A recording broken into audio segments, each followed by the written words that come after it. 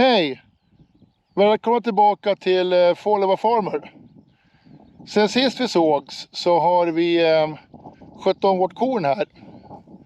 Det snackar vi mer om i filmen längre fram. Vi har även lite inslag från vårt vete. Och jag har jobbat rätt mycket med Brunnby lantbrukardagar som gick av stapeln för någon vecka sedan. Kom igen och häng med och se filmen. Välkomna!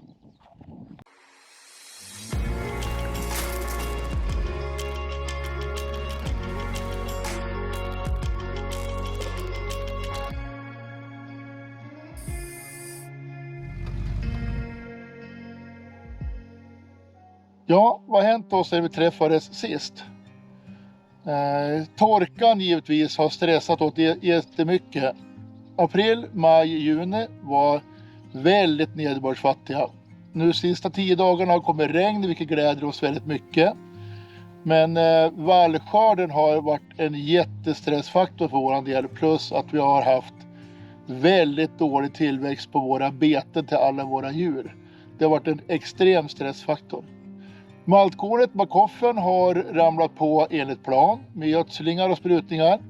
Höstvetet har vi gjort det vi kan men ingen svampbehandling för det fanns inget behov och grödan var stressad. Så det har vi inte gjort någonting åt den överhuvudtaget. Ärtorna växer och nu hoppas vi innerligt på att vallen och betorna kommer att repa sig rejält efter det här typ 90 mm regn sedan sista juni. Vi har också jobbat rätt mycket och rätt hårt med Brunnby lantbrukardagar. Det har vi ett antal fina filmklipp ifrån så ni får se på det här inslaget. Kul att ni hänger med oss.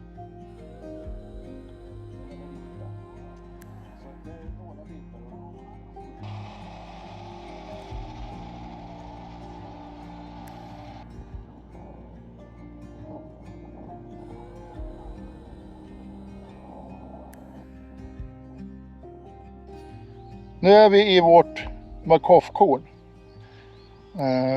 Den här våren och försommaren har tagit väldigt hårt på all gröda i vårt område.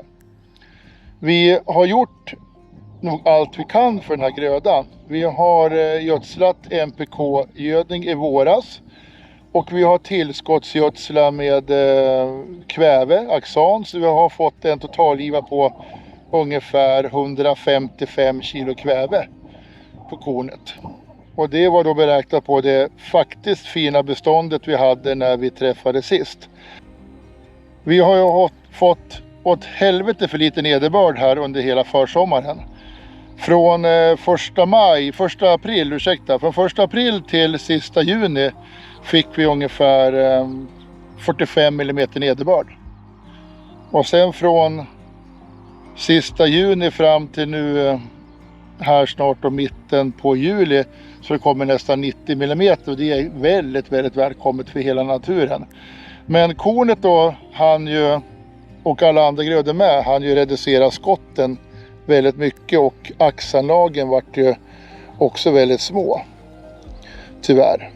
På korn eller på alla andra grödor också så vi har korta ax, vi har få små ax, vi har kort halm och lite taffliga rötter. Men vi ser att vi har väldigt fin kväveupptagning nu sedan regnet har kommit. Vi har bekämpat kornet då med Priaxor. För att maltkornet vill jag ha väldigt friskt och fint. Det är en väldig skillnad ekonomiskt för mig att få in det som maltkorn, whiskymalt eller som nedklassat foderkorn. Så att när vi odlar maltkorn så gör vi allt som står i vår makt.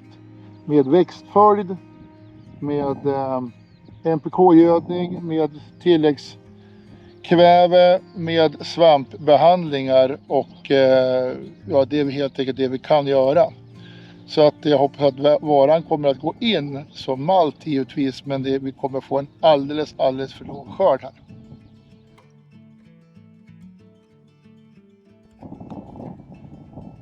Nu är vi i norinvetet. Det är, vad ska jag gissa på någonstans, 4 veckor kvar till skörd. Vi har gjort det som allt enligt våran plan här med gödsling och ogräsbekämpning. Men vi körde ingen svampbehandling i det här.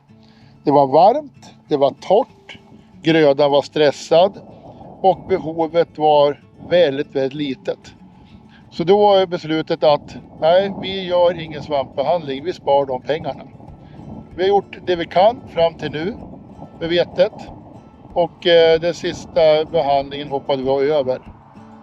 Vi ser också att vi har haft en skott- och sidoskottsreduktion på det här vetet under torkan så att skörden blir inte det vi hade hoppats på. Mitt mål är med norinvete att skörda 6000 kilo torkad rensad vara varje år. Det kommer inte att komma upp i år, men jag har gjort det många år tidigare. Jag gillar norinen. Vi får en tidig skörd och det är väldigt fin kvalitet. Vi får bort halmen, vilka som höstraps. Vi kommer att klara allting av det i år, men inte skördepotentialen. Ja, det var allt för idag. Häng med oss på YouTube, sociala medier. Skriv gärna någon fråga, någon kommentar. Det uppskattar vi jättemycket. När vi ses nästa gång då är nog skörden full gång och kanske även så höstrapsådden. På återseende, jättekul att du hänger med oss. Hej då!